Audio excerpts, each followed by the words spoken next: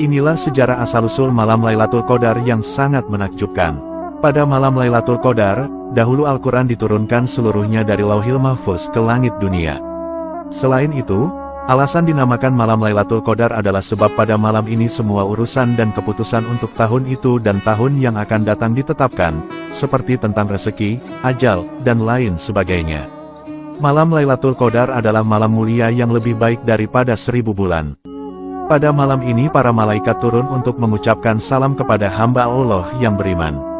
Namun, di balik sisi kemuliaan malam Lailatul Qadar, ternyata menyimpan kisah tragedi bersejarah yang sangat menyedihkan.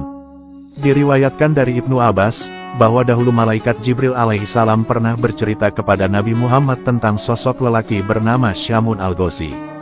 Syamun al-Ghazi dikenal sebagai seorang mujahid handal yang pernah berperang melawan orang-orang kafir selama 1000 bulan lamanya.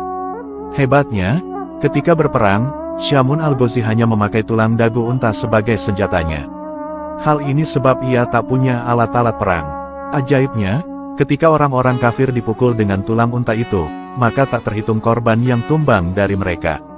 Selain itu, tulang unta yang dimiliki Syamun ternyata mempunyai banyak kesaktian. Di saat Syamun al-Ghazi merasa haus, maka akan mengalir air segar dari sela-sela gigi tulang dagu unta itu, lalu diminumnya. Kemudian di saat perut Syamun al-Ghazi merasa lapar, maka muncullah daging dari tulang itu, kemudian Syamun memakan daging itu. Diketahui, bahwa Syamun al-Ghazi berperang melawan kaum kafir setiap hari sampai ia berumur 1000 bulan. Jadi jika dikalkulasi, 1000 bulan sama dengan 83 tahun lebih 4 bulan. Orang-orang kafir benar-benar tak mampu mengalahkan Syamun al-Ghazi. Suatu ketika, orang-orang kafir mencoba merayu istri Syamun al-Ghazi yang kafir untuk menghabisi nyawa suaminya. Orang-orang kafir lalu berkata kepada istri Syamun, "Sungguh, kamu akan aku beri harta yang melimpah jika kamu mau membunuh suamimu." Istri Syamun menjawab, "Aku tak mampu membunuhnya." Orang-orang kafir lantas berkata, "Kami akan berikan kamu seutas tali yang kuat. Ikatlah kedua tangan suamimu itu dan juga kedua kakinya saat sedang tidur. Lalu, nanti kami yang akan menghabisinya." Kemudian, istri Syamun menyetujui tawaran itu. Ketika Syamun sedang tidur pulas, sang istri yang durhaka itu lantas mengikat tubuh Syamun sekuat-kuatnya menggunakan tali pemberian orang kafir. Ketika Syamun terbangun dari tidurnya, ia pun terkaget dan bertanya kepada sang istri, "Siapakah yang mengikatku?" Sang istri menjawab, "Akulah yang mengikatmu hanya untuk menguji kekuatanmu." Atas kekuatan dan kekuasaan dari Allah Subhanahu wa Ta'ala, Syamun lantas dengan mudahnya mampu melepaskan tali-tali yang mengikat tubuhnya itu. Karena hal itu gagal, kemudian orang-orang kafir memberikan sebuah rantai lagi kepada istri Syamun untuk mengikat sang suami. Diharapkan semoga saja Syamun tak mampu melepaskan tali rantai itu. Namun aksi gila itu tetap gagal kembali, karena Syamun dengan mudahnya mampu melepaskan rantai yang kuat itu. Syamun al-Ghazi lantas berkata kepada sang istri, "Wahai istriku, aku ini seorang waliullah. Tidak ada satupun di dunia ini yang bakal mampu mengalahkanku kecuali rambutku ini." Dari jawaban itu, diketahui memang Syamun memiliki rambut yang panjang. Rambut itulah penyebab dirinya tidak bisa dikalahkan oleh musuh siapapun juga. Dari penuturan sang suami, akhirnya istri Syamun dapat tahu apa kelemahan suaminya. Kemudian, beraksilah istri Syamun ketika sang suami sedang tidur. Dia lalu memotong 8 utas rambut Syamun yang panjangnya sampai ke tanah. Istri Syamun lantas mengikat tangan dan kaki suaminya dengan masing-masing 4 utas rambut. Ketika Syamun al-Ghazi bangun, terkagetlah ia melihat tangan dan kakinya terikat. Ia berkata, "Siapa ini yang mengikatku?" Sang istri menjawab, "Aku yang mengikatmu untuk mengujimu." Kemudian, Syamun lantas meronta-ronta berusaha melepaskan tali rambut yang mengikatnya. Namun, usaha yang dilakukannya itu sia-sia. Syamun tak bisa melepaskan tali itu karena itu adalah rambutnya sendiri. Begitu durhakanya seorang istri yang memiliki sifat buruk kepada suaminya demi mengejar harta dunia. Melihat kejadian itu, istri Syamun yang durhaka lantas mengabari orang-orang kafir tentang kondisi suaminya yang sudah tidak berdaya. Setelah itu, orang-orang kafir mendatangi rumah Syamun untuk kemudian membawa tubuh Syamun untuk dizalimi.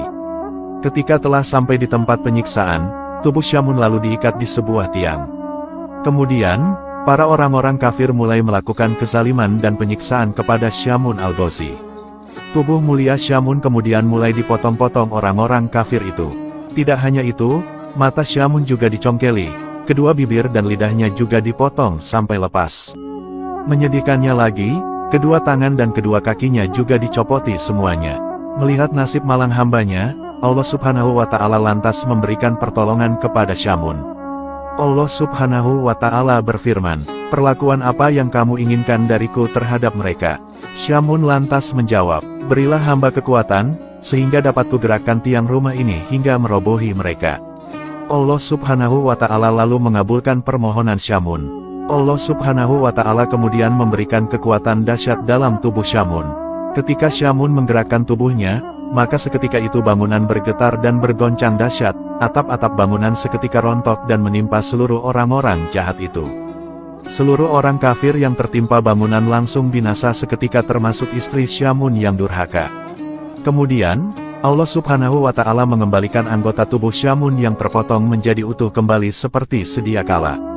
Setelah peristiwa menakjubkan itu, Syamun Al-Ghazi lantas masih hidup dan beribadah selama 1000 bulan lagi. Di setiap malam beliau selalu bangun dan mengerjakan sholat. Sedangkan di siang harinya beliau selalu berpuasa.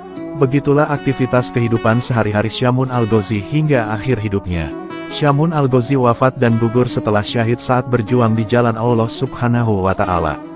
Setelah mendengar kisah luar biasa itu, para sahabat Rasulullah lantas menangis haru dan ingin sekali seperti Syamun. Mereka lantas bertanya kepada Rasulullah, "Ya Rasulullah, apakah engkau tahu pahalanya?" Rasulullah menjawab, "Aku tidak tahu." Dari situlah Allah kemudian mengutus malaikat Jibril untuk turun dengan membawa surat Al-Qadar. Allah berfirman, "Wahai Muhammad, aku beri kamu beserta umatmu malam Lailatul Qadar, yang beribadah pada malam itu lebih utama daripada beribadah selama 1000 bulan. Subhanallah, semoga kisah ini bermanfaat. Wallahu a'lamu bishawab.